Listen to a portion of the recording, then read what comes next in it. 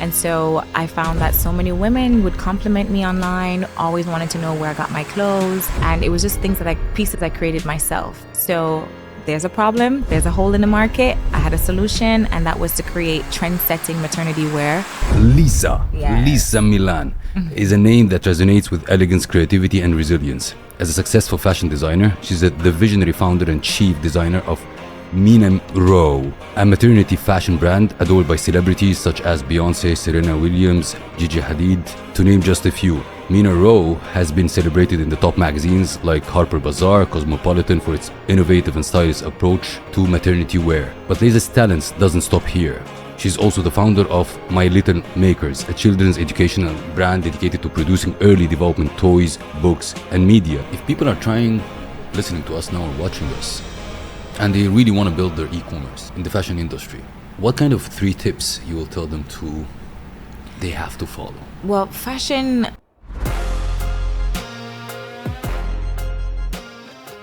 Welcome back, Alpha Squad, to a new inspiring episode of the Alpha Talks show, the #1 fastest growing show in the region. I'm thrilled to introduce our Alpha guest for this episode, a true powerhouse in fashion, entrepreneurship, and television. Lesa, Yes. Lesa Milan, is a name that resonates with elegance, creativity, and resilience. As a successful fashion designer, she's the visionary founder and chief designer of Mina Roe, a maternity fashion brand adored by celebrities such as Beyoncé, Serena Williams, Gigi Hadid, to name just a few. Mina Roe has been celebrated in the top magazines like Harper, Bazaar, Cosmopolitan for its innovative and stylish approach to maternity wear. But Lesa's talents doesn't stop here. She's also the founder of My Little Makers, a children's educational brand dedicated to producing early development toys, books, and media that nurture young minds. Her passion for education and child development has made a significant impact on families around the globe. Beyond her entrepreneurial ventures, Lesa is a proud wife and a mother of 3 beautiful boys. She has seamlessly blended her professional pursuits with her personal life, living a dedicated expat in Dubai. Through her dynamic presence on social media and her influential blog, Lesa empowers women worldwide, sharing her journey and experience with authenticity and grace. Many of you may have also known her from her vibrant return to television as one of the stars of Bravo's The Real Housewives of Dubai. Her journey from college students and beauty queen on Bet's College Hill to multifaceted entrepreneur and reality TV star is nothing short of inspiring. So today we'll deep dive into her journey, discussing her early days, the creation of her brands, and her insights on female empowerment, and much more. So get ready to be inspired by the incredible Lesa Milan. So Lesa, welcome to the Alpha Talks show. It's a pleasure to have you today. Thank you, Seif. It's so nice to be here. So nice to be here. It's a pleasure. It was a nice intro. It was long. That's a long career. It was good. A long, successful career. We're looking forward to a great conversation. So Lesa, before we start, I usually have a question that I start with, which is, when we publish the episode, people will see the thumbnail, the graphics, the title, and they will think it's an extremely interesting episode. Okay. What can you promise them today to gain if they gave us their time? Well, some authenticity. I feel like in modern day now, you get a lot of things that are fake. True. And you're going to get the realest housewife of Dubai. True. We're looking forward to that. So let's start off. How are you today? And who's Lesa in a nutshell? I'll deep dive a little bit, but from your perspective, who's Lesa? Well, I'm doing well today, thank Yeah. God. I am a mom. Most importantly, that's my biggest and most important role, my greatest accomplishment, my 3 little boys. I am a wife, I'm an entrepreneur, like you said, and most importantly, I'm a girl's girl. You know, I'm someone that shows up for women, especially women of color, and I'm very passionate about that. Very interesting, your entrepreneurial journey, because you found spots in the market and you really targeted. Yes. It's not like you're copy-pasting a business model, which is normal. Yes. You find an empty spot Yes. and you created a business towards that. What was your early inspiration?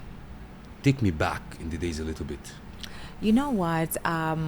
I had no idea I was going to become a fashion designer and an entrepreneur. I went to school for broadcast journalism, and I actually really loved sociology. It just so happens that I had a natural talent for art and being creative. And as a former Miss Jamaica and beauty queen, I remember, not being able to have access, like most of the other beauty queens, to really gorgeous gowns.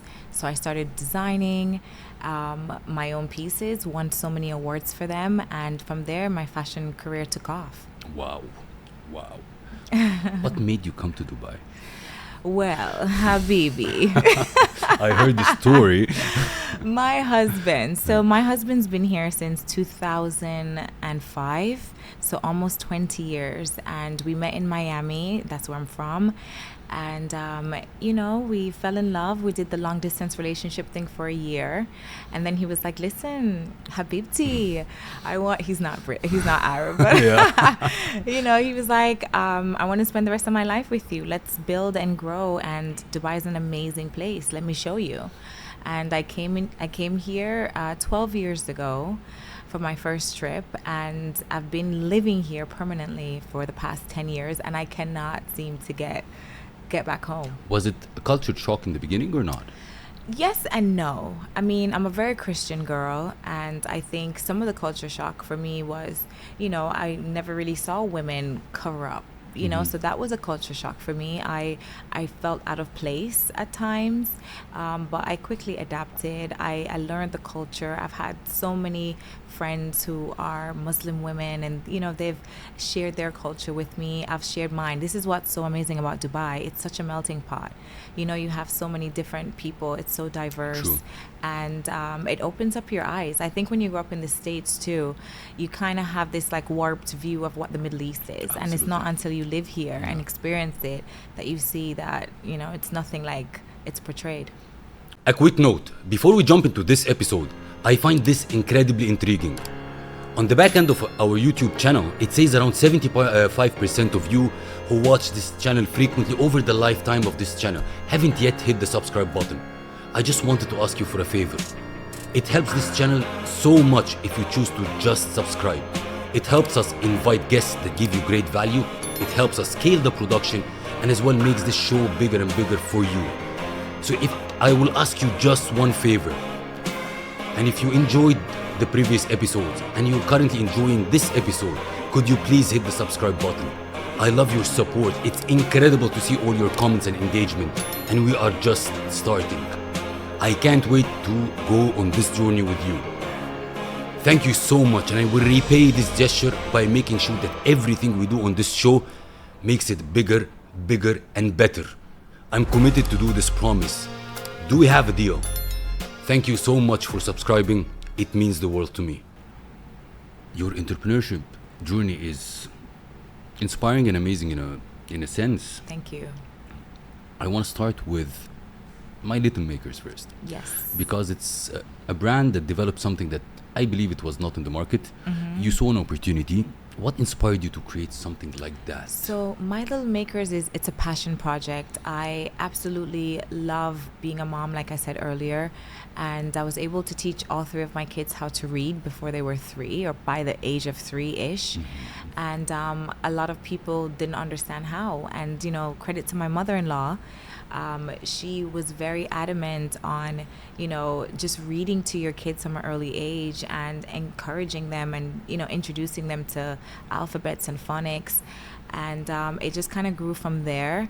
And I absolutely adore it. My husband actually has a foundation which is teaching children early financial education. And I Very think important. So important. I mean, we're learning calculus. Even grown-ups, they don't learn financial. I'm telling you, I'm not ashamed to education. say when I graduated college, I did not know, how to file taxes. These are so many things that are so important that we don't learn in school. Read P&L, read the cash flow. Exactly. A lot of None people. of it. I did not know anything about the stock exchange. I did not know about how to manage my own credit score.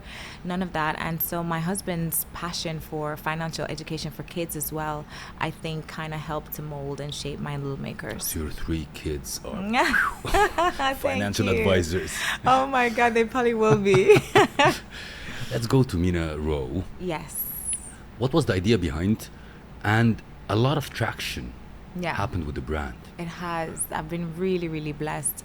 But then again, I work so hard. Yeah. So I was pregnant with my first son. I couldn't find maternity wear that fit my style. So I was wearing things that were either too big just to meet the fashion side of it, or, you know, things that were uncomfortable. And so my husband, he has a saying where when you're going to start a business, if there's a problem and you have a solution, that's the first inkling that it's a good idea. True. And so I found that so many women would compliment me online, always wanted to know where I got my clothes. And it was just pieces I created myself. So there's a problem, there's a hole in the market. I had a solution, and that was to create trend-setting maternity wear that competed with the very best of non-maternity fashion. And so the brand really took off when Beyonce wore a question it. before this, and that's a big traction. I come from a marketing background, so I'm always interested from the ideation standpoint. From where the name came? So it's very weird. I was pregnant, I think, with my second son. And by then we were already through the first samples and everything, and now we needed to come up with a name. And when I was pregnant, I kept seeing the word Mina everywhere I went. Mina salam, Mina this, Mina, Mina, Mina. And every time I saw the word, it made me happy. And so it came from that. And then we needed a logo that kind of had a pregnancy bump in it. So we knew we could only find out the second word had to be a P or an R to have the bump. And my gynecologist, she had just welcomed her little girl, and they named her Monroe. And I was like, oh my God, I hope this is a baby girl. I hope this is a baby girl. I'm going to name her Monroe. Anyways, I found out it was a boy, and I said, well, Mina Roe is going to be, my business is going to be my girl, my little girl. And so we went with Roe instead of Monroe. Wow. So that's the long story short. How it happened that Beyonce, oh my God, so Serena Williams, I'll say this, Gigi Hadid. I know we've been really lucky. The thing is, and I'll say this to young entrepreneurs, if anyone's listening and they have an online store, for example, what we don't have when you have an e-commerce business is foot traffic. Exactly. And so your online presence is so important. And I learned very early on the importance of product placement. So with Mina Roe, I was like DMing all these celebrities and getting nowhere. So I thought, like, how could I get my brands on these celebrities? And I'm like, oh crap, why didn't I think of this? I have a fashion brand. Who dresses them? They don't dress themselves. True. I need to go through the stylists. So I started, when I started this brand, I was the marketing girl. True. I was the customer service, the one did all the shipping, the designing. And so I started reaching out to their stylist. And before Beyonce, we had a few celebrities as well, but we had Mila Kunis and we had some other people. But Beyonce was the one that kind of gave us that stamp of validation. I love the route to them. And you go through your stylist. If you have an e-commerce business, whatever it is, if you can't get to the celebrities directly and you want them to wear your brand, you figure out a way, right? And for us, it was through the stylist. So Ty Hunter, I reached out to him. He loved the pieces. And we have an advantage because it's very hard to dress a pregnant woman and make her stylish. True. So we had that advantage because Mina Roe was the first in the industry that had very fashion forward pieces for pregnant women. Wow. What was the effect of that? The Beyonce effect? Yes. Do I need to explain I'll tell you why, because a lot of people trying to elevate their brand. Yes. Because again, we are entrepreneurs. Yes. We're starting with our baby. It's a brand that nobody knows about. Yes. One of the best ways to get the proper association. Yes. What is the effect after the proper association? It was insane. Our website crashed. We didn't have a big enough bandwidth to really, take care of the traffic that was coming. So that was a good problem to have, and a really stressful one at the time as well. But it's been amazing. I feel like after Beyonce word, it was a lot easier to get other celebrities, because I kind of feel like for women, it doesn't really get bigger than Beyonce. So it was really easy for us to get other celebrities to follow suit after that one. As an entrepreneur, what were the challenges that you faced in the early days? Wow, so many. Well, for starters, having an online store, I did not budget for marketing. So back then too, Facebook marketing and advertising, especially in this region, was so high. You know, the cost per acquisition was just through the roof. But I had to find a way. So I remember my husband gave me a budget because he was like my first investor.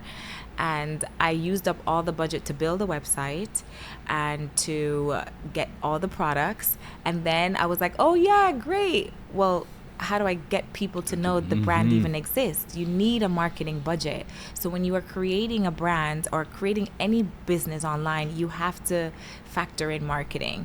So then I kind of had to go back to the bank, aka my husband, and take another loan to put into investing into marketing. And I had to find ways outside of social media marketing, you know, and that was beginning days, because my brand is now turning 8 years old. So I'm talking back then, and especially in this region, people weren't online shopping.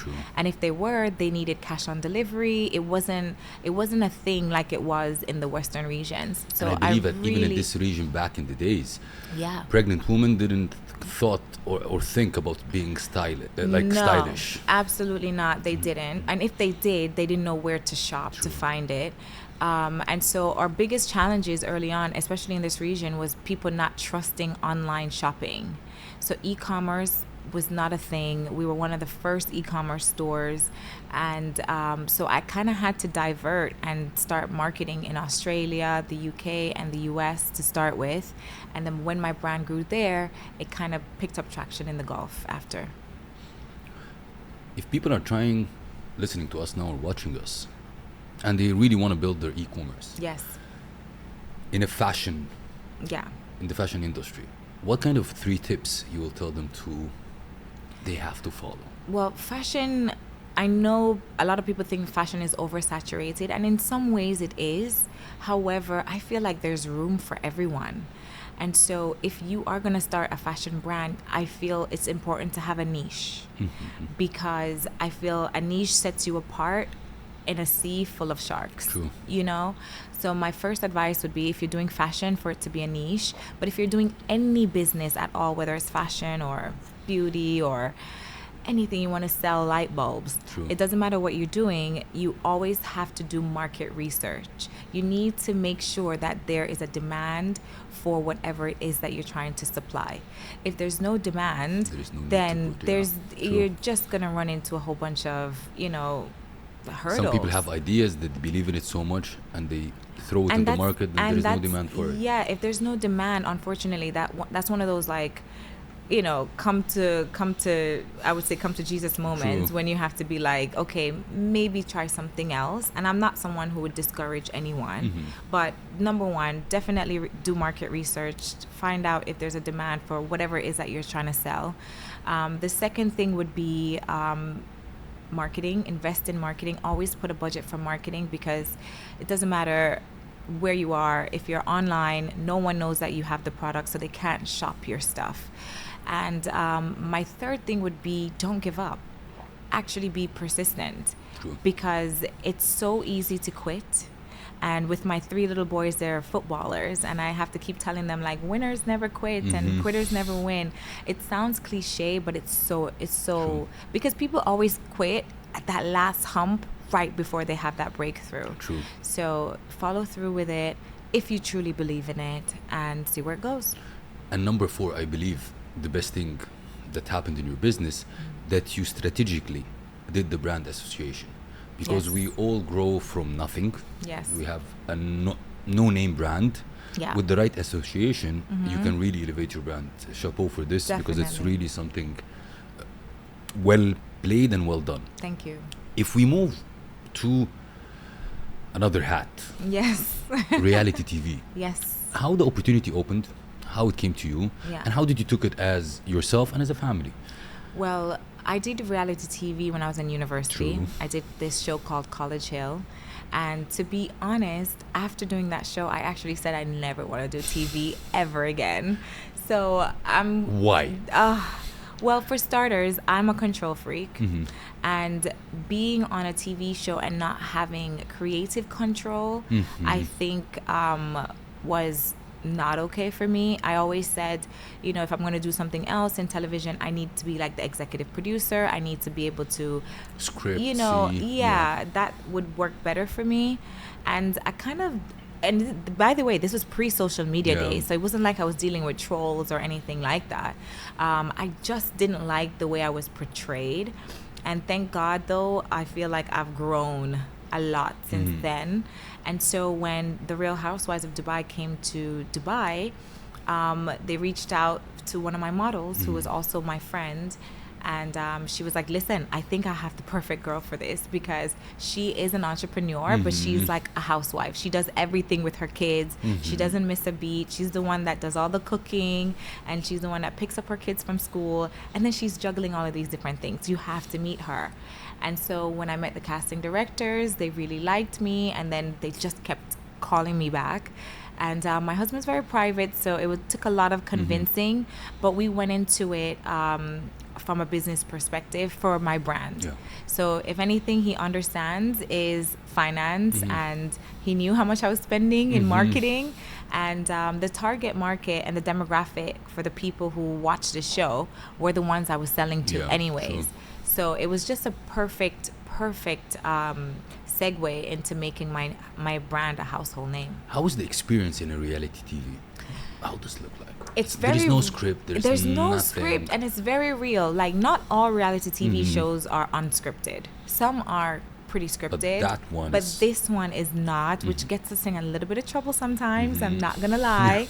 But overall, I actually think what makes the Real Housewives of Dubai so special is that we're actually able to show people who live in the West what living in Dubai is like. True. So we do not represent the Emirati women. No, not at all. We represent women that live in Dubai, and Dubai is very diverse. True. And it's 80% expats.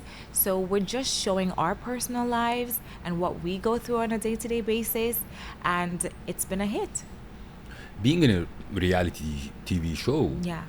versus being an entrepreneur, Yes. one is being public completely. Yes. And every human being on earth has a lovely tongue that can say whatever the hell they want, and Yes. you have to deal with it. How do you deal with the criticism, all these things that happens around it? You know what? I'm Jamaican, and Jamaican parents always gave it to me straight. And so I think I've been, I make a joke that everything that I've gone through in my life, from, being a little girl growing up in Jamaica to moving to Miami, growing up there and having an accent and dealing with bullies, to competing in beauty pageants and dealing with catty women, to transitioning to, actually being not in the forefront, because a lot of people didn't even know I owned my brand, to kind of stepping back from, being in the forefront of things and learning the art of, how do I say this? Self-validation, not requiring and needing validation from the outside world, to then stepping into the Real Housewives of Dubai. I think all of those things led me to this and prepared me for it. Like, my skin is as thick as leather. It's like mute them It as really if they doesn't. don't exist. I you know what? I have such a good circle. I have such a supportive husband. My children adore me. My mother is my best friend. And I have really, really close friends. People are going to have their opinions. The more they talk about me, the more I know I'm winning. So I encourage it. When people are quiet, that's when I get nervous. Exactly. I'm When like, they speak, oh there means my there's God. Oh yeah, turbulence. I'm like, okay, good. Yeah, I'm doing something right when the haters show up. Give me some of the behind the scenes and the audience behind Ooh. memorable stories or something that Something that people don't know happens Yeah. behind this. Well, this is a good one. Our group chat on WhatsApp has more drama than what Than you what see on TV. I'm to that talking, extent. yeah, people leaving the group, and then, when they feel like they have FOMO, begging somebody else to add them back to the group, and then the girl that they're fighting with is like, no, don't add her back to the group. She's mean to me. Yeah, we have way more. If our group chat was to ever go live, I feel It's gonna be more way viral more and popular. entertaining. We'll get higher ratings. What advice would you give to people looking forward to be part of a reality TV show? You know what? If you do not want your skeletons in your closet to come to light, if you have skeletons, don't do a reality TV show. That's the first advice. The second advice would be, have a goal. Like, besides being famous, what is your objective? Are you bringing a business? Are you, trying to elevate your Promote brand? something, true. Yeah. Just doing it to be famous. You can just do something crazy on Instagram and be viral. I feel like having a business plan and an objective going into any reality TV show, any TV show at all, really sets you apart, and you can't fail. You cannot lose that way. Yeah. You talked a little bit in the articles that I read about manifestation. Yes. You manifest a lot of your goals, and it happened. Can you tell us about it a little bit? That's actually how my husband stole my heart. It's through the law of attraction. So there was a book called The Secret. Of course. And I remember my mom introduced me to The Secret when I was like 14 or 13, years and years and years ago, when I think we had VHS. True. I think it was a VHS. It wasn't even, or maybe a DVD. It was no, not. No. There is no DVD at that time. No. No, maybe. Listen, I'm younger than I look. Me too. No, but it was like on tape or something. The first time I watched it, and it's something that you don't really know that you're doing. It just becomes a part of your subconsciousness. And I am a true believer in the law of attraction. What you put out is what you get in. My husband actually says his affirmations with my sons every morning. I'm not as vigilant as they are, but I do believe a positive mind is a positive life. And you can build your whole dream life just by your mind. The mind is such a powerful thing that people don't really understand. And the more negative things you think, the more you attract, the more positive. I know it sounds so cliche, but it's true, 100%. But it's so true. It's so true. I literally manifested my whole life. If I will move to a little bit, because you're wearing a lot of hats. Yeah, so many. And I totally believe that you're not the type that will talk about work-life balance. You will talk about a little bit of an integration. Yes. So can you tell us, how do you manage all these? Yes, so like you said, I don't believe in balancing, because that's basically just suggesting that I give more than one thing's equal energy, and I don't. My children are my number one priority. I throw my entire being into them, and everything else comes after. And that's worked for me. I know that doesn't work for everyone, but I feel when you integrate rather than trying to balance, you actually achieve more, and you're more present, and you get further. It's true. So that's my 2 cents. So if I say, like, family comes, then business, and you integrate them together. Yeah. So for example, a good example would be my kids have a football game, and I also need to get something done for work. I'm going to choose my kids' football game over that. However, I'm not going to do a lot of side activities. Like, I'm not going to be on my phone. I'm going to give it my undivided attention. And as soon as I'm done with that, to get rid of the mom guilt and everything else, I'm going straight to my job, and I'm going to accomplish that after. Does that make sense? Yeah, of course. So I'm not sitting at the game working, because if I'm doing that, then I'm not giving anything equal. I'm not giving anything what they deserve, right? So I'd rather focus on this one thing, get it done, and then go focus on the next thing. Yeah. As a man, and I think your husband will agree as well, that you cannot multitask. That's true. No, we do multitask. I'm going to come to a more interesting topic. Woman empowerment. Yes. It's been, like, I'm doing interviews regularly, and I hear the woman empowerment, and I've never heard about men empowerment, so it's okay. We'll leave it aside. Woman empowerment. Yes. Why woman empowerment? And what do you do to support the woman in the community? And why woman empowerment? That means that you feel that in our society, women are suppressed, which I don't believe these days, because it's been a topic up and literally. Yeah. Women, we need empowerment. We need empowerment, guys. Well, here's what it is. I think for so many years and so many generations, women were not allowed to do half as much as men were. True. And actually, in present day right now, in some countries, some girls are not allowed to go to school. So being that men, they've never faced these obstacles, they don't really need to be empowered by their village. They kind of find that empowerment within themselves. Whereas women are suppressed in some ways, right? Not everywhere in the world, but they are. I mean, if you compare how much a woman makes to the male dollar or the male dirham, it's a lot less. right? So we as a tribe and as a gender, we kind of have to stick together in order to climb. It's just like how in some ways, black people, they kind of had to stick together in order to get over a lot of the things that they were facing, including slavery. If they didn't come together, they wouldn't be where they are today. So it's the same with women. We kind of have to stick together in order to elevate and to push and propel and to fight for what should actually just be equal.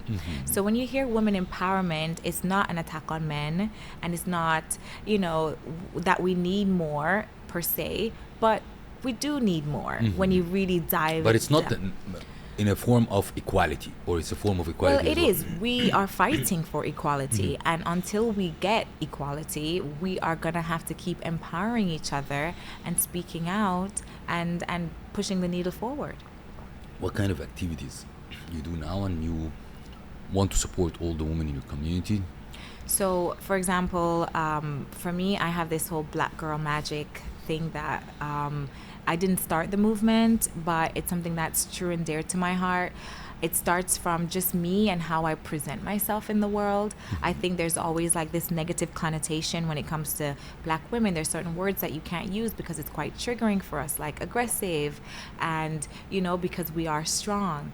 And for me, I always try to fight to eliminate those words, because we can be strong without being aggressive, and I've just always showed up and supported women. I personally, Mina Roe, we are a full only women business. From our manufacturer is a woman owned business. The photographers that do our photos is a woman led business. We only have, and this is no discrimination towards men, but we only have women that work in the office, and then my husband, the CFO. And before you know it, I might fire him and get a female CFO if I find one that's better. No more investments.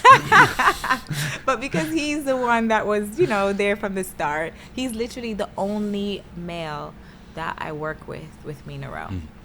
That's how I empower women. Very, very interesting. How do you define success for you? What success means to you? You know what? That's a really good question. Success for me, okay, I would say I don't consider myself successful. I consider myself a work in progress. And I'll tell you why. Success to me means raising my children to becoming the best versions of themselves, and I feel like I'll not have the answer to that until they grow up. Right? Success to me is going to sleep at night knowing that I didn't screw people over every day. That part I feel like I've accomplished so far. Hopefully that doesn't change.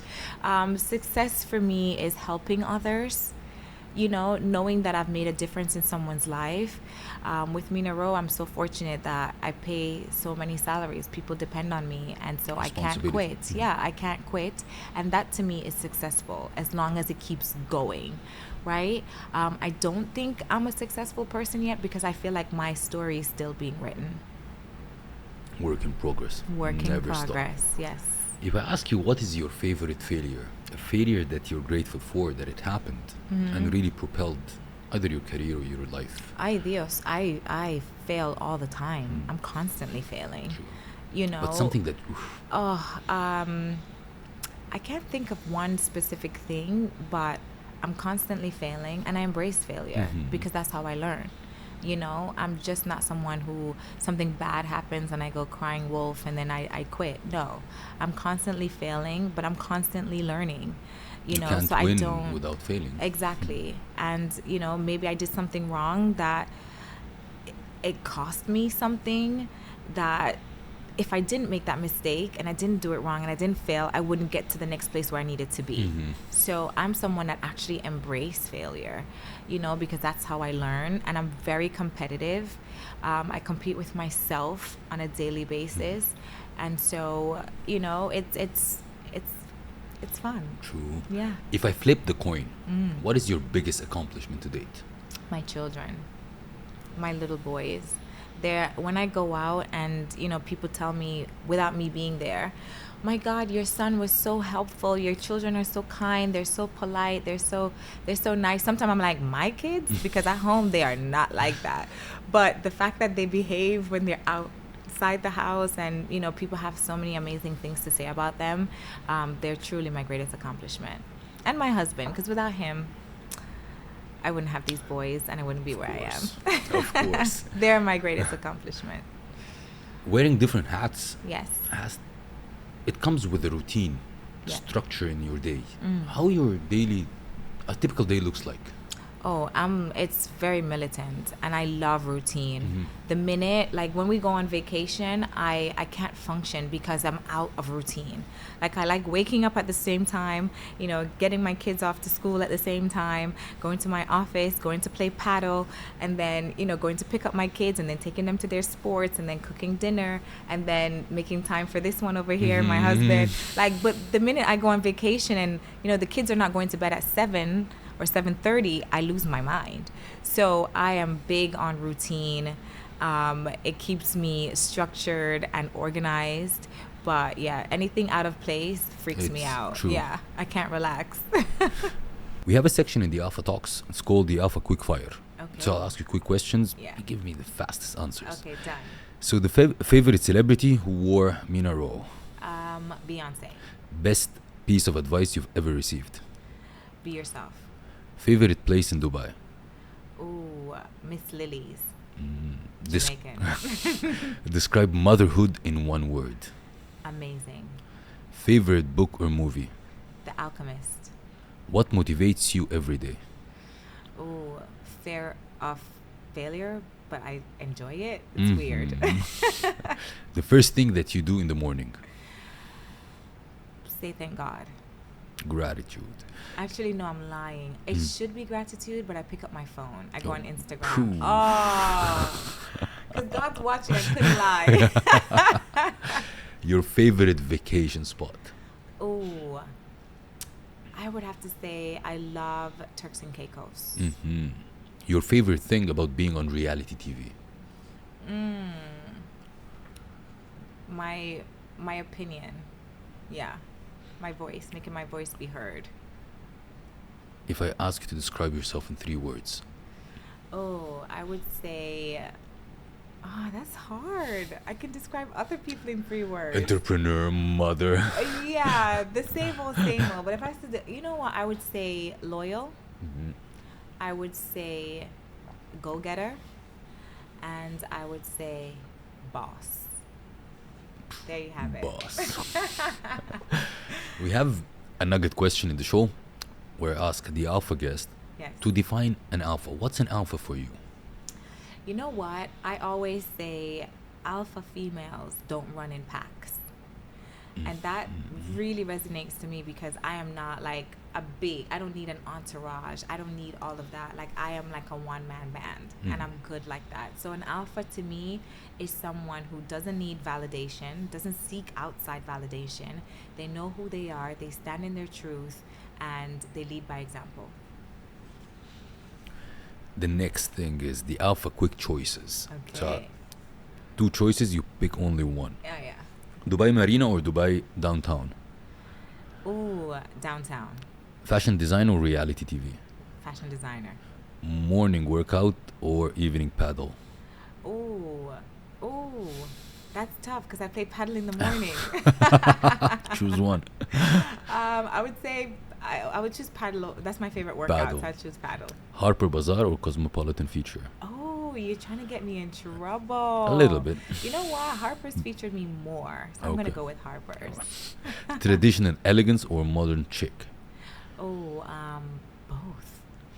both.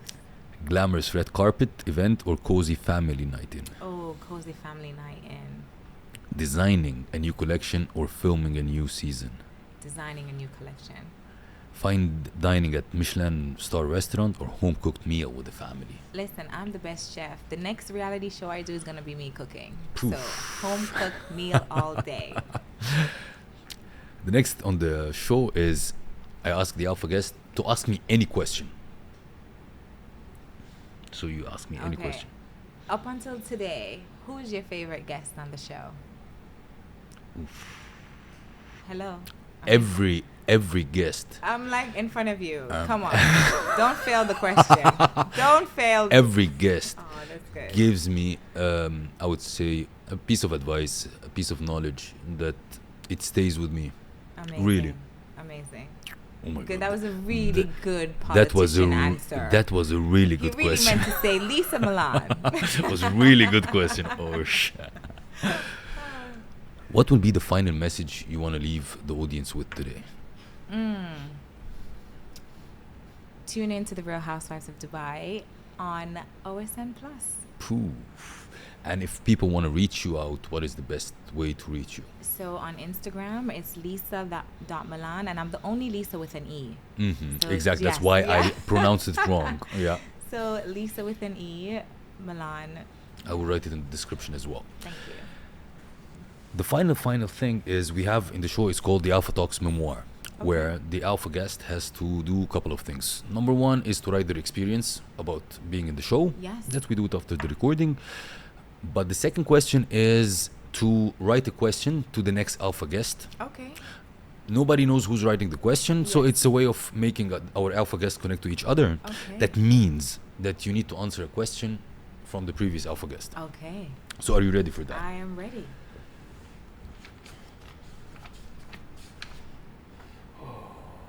Sometimes, Rich, did you do videos? sometimes the question's handwriting is doctor. Did you do videos? So what is the one thing you really want to do, but fear is stopping you from doing it? And how you will change that?